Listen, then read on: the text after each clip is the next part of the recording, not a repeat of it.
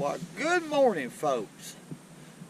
It's a cold day here on the Tennessee River. This morning it's cold. The water temperature, well, it's 55 degrees on the surface. And today, let's do a little shiner fishing. Let's see if we can catch that big boy. I'm gonna be fishing in the grass this morning. So this is a 4-aught Eagle Claw weedless hook. Let's hook him right here in the nose. Take her little weed guard and go over front of her hook like that. And I'm using 17-pound test red Cajun line with a 7-foot halo rod. One of my favorite shiner rods. I'm using a quantum reel. It's a KVD, Team KVD reel. And I'm going to get on up in here where the edge of the milfoil is. The grass. I want to focus on the grass. And I'm going to troll this shiner down the grass line, right the outside edge of the grass line, and see if there's any bass. Okay, I see a little grass here in 6 foot of water. I'm just going to let that shiner out behind the boat. Now, I don't go real far because I'm using mono. And you don't want a whole lot of distance in between you and that shiner. You won't get a good hook set. Too much stretch in mono. Boat's moving a little quick right now, but what I'm going to do is just slowly troll up the side of this, right on the outside edge of this grass line, and in the grass a little bit too, and just see if there's any fish at home. I believe I got a bite, folks. I'm going to tighten up to that shiner. Slack coming my line out of nowhere.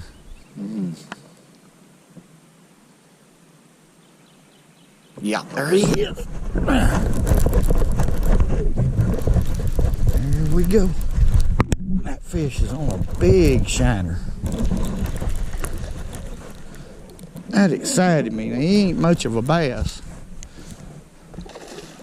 He ain't bad, but he ain't what I thought bit now.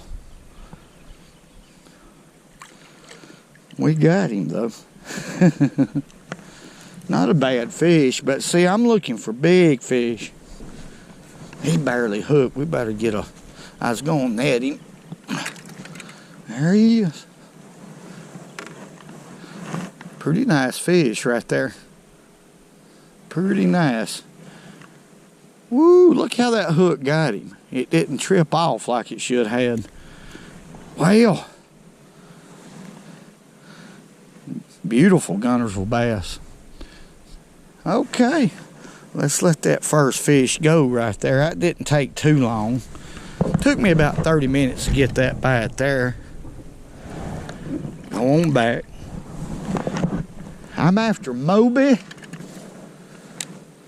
Even though this is 17-pound line though, folks, I'm going to go ahead and retie this knot. That fish right there wasn't that big, but still.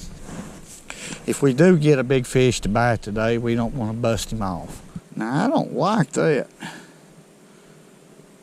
Not tripping off that way. I may have to get my hook. I got me a little hook that I designed there. Usually these do pretty good in these weeds, but I didn't like the way that fish was hooked at all. There we go. I got some pretty good shiners, but they're not as big as I wish they were.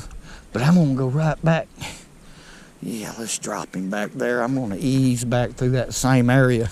But I tell you, fishing for these big fish, which that wasn't a big fish, but fishing for the better fish, it's real important to be quiet.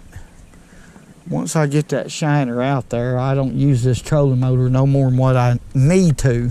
I believe that fish is on there.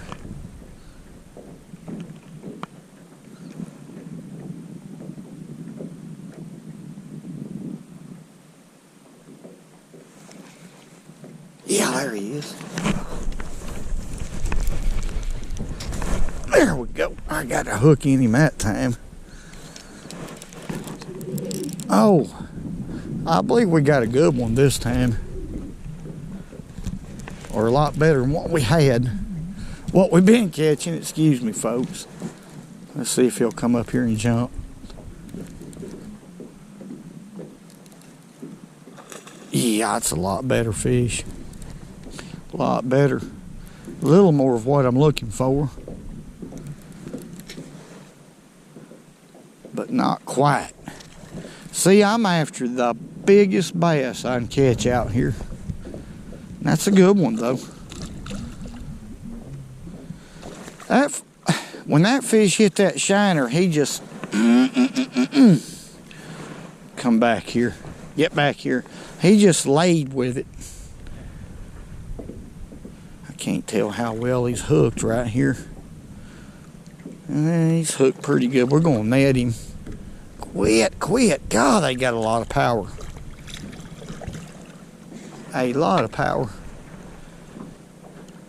Changed places right here, and maybe we got some big fish right here, but that's a good one. That's a real good fish, tell you the truth. Woo! Okay. What do y'all think that fish weighs? Just take a guess. He ain't a giant, but he's a good bass. You got it? Okay. Let's see what he weighs. See, it's going back between 6 feet. It says 7 pounds. So he's bigger than I thought he was. It's heavy. Ain't the one we want though, but we're gonna let her go. Let's get her back right here. Quit. Now I'm gonna turn you loose.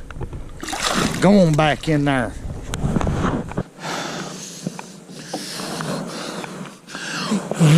Whoa! Okay.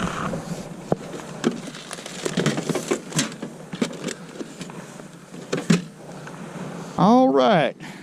I'm going back to this point, and I'm going to go right back through there again. But while we're going, I'm going to show y'all something. Now, this is how I've designed this hook, or I've tweaked it out right here. Now, this is a small rubber band that I've run through the eyelet. Okay.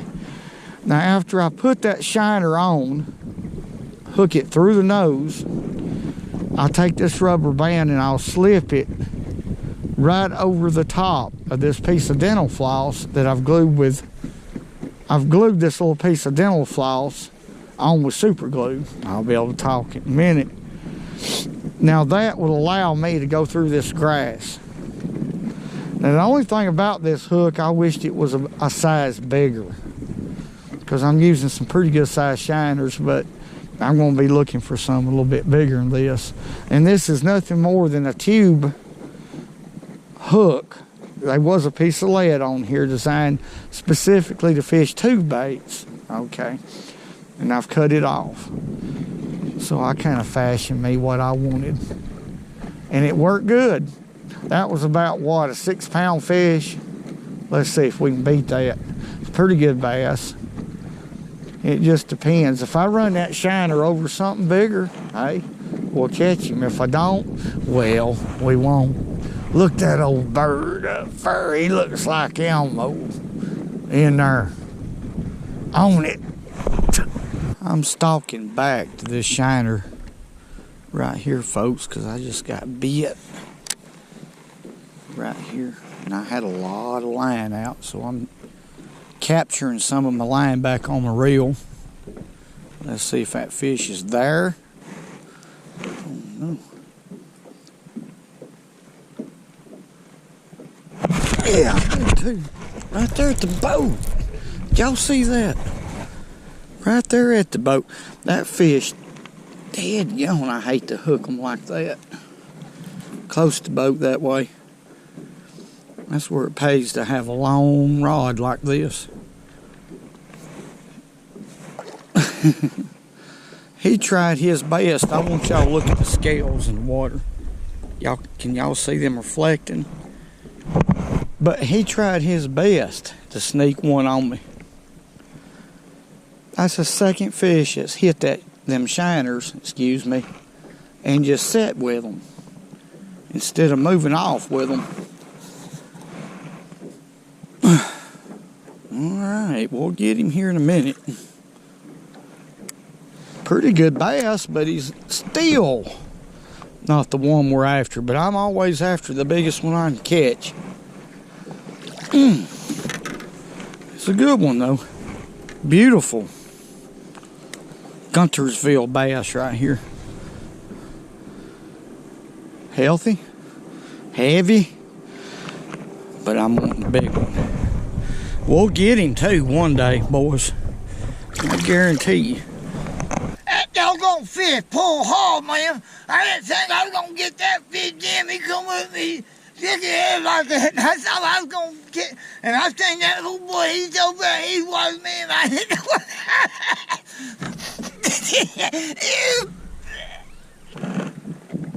There he is right there. Oh, man. Yeah, he's a good one. Unless he just buried up in that grass. There it goes. Yeah. Ha. I tell you what, feller, you like to snuck up on me too. What y'all fish are hitting funny today, folks. It's a pretty good one. Pretty good one. My goodness. They'll just hit it, boom, and just set in place. And usually, a bass will just haul buggy with a shiner.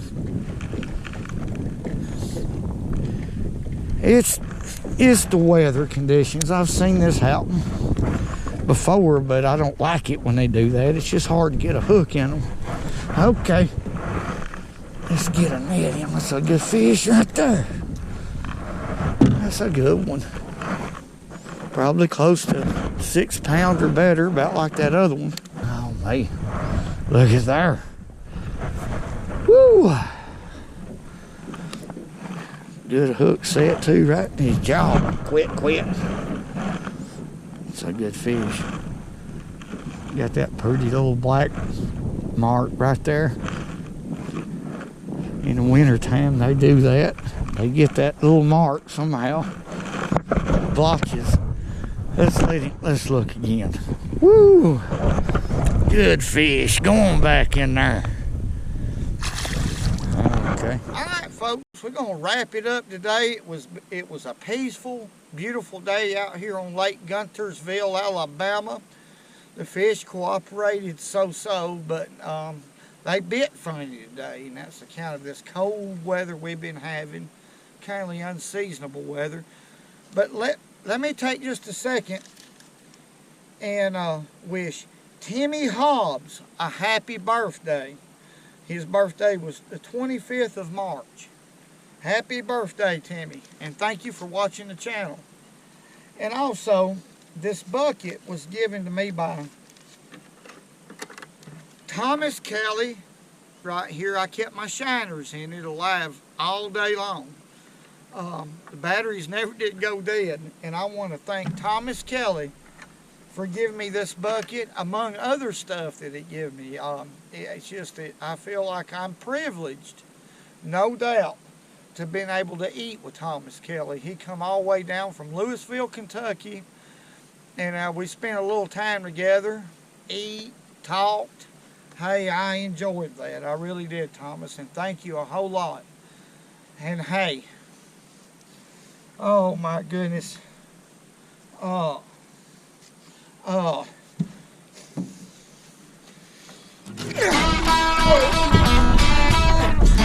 remember, go fishing when you can.